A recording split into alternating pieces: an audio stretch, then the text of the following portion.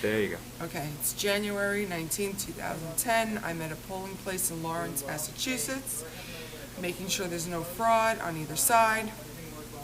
And a worker from the Coakley campaign came in, went up to the police officer, said, "Oh, I'm a worker for the Coakley campaign."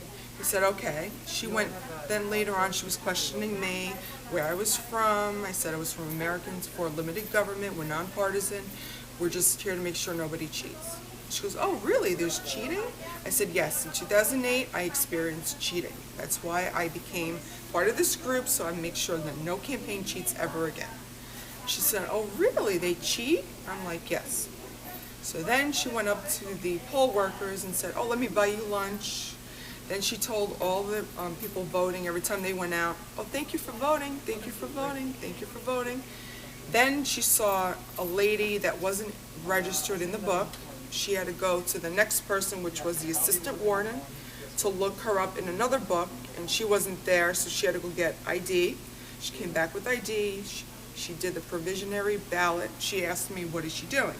I told her. She went over there, and she was questioning her. "Oh, you're not registered? Is everything okay?"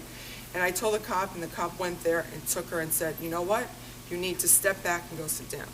No, hold on. Let's go back a second. She bought lunch for everyone? For the staffers, the poll staffers. And the poll staffers, and tried to buy you lunch? And me lunch, yes. As a poll observer? Yes.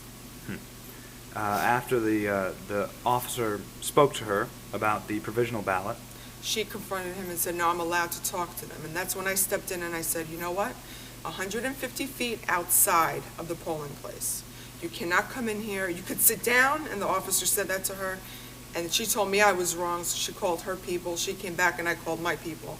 And she quieted down after that, but then she was questioning the poll staffers, which is fine, to see how many votes there were. And then she got tired and left. what a day. Yeah, so far.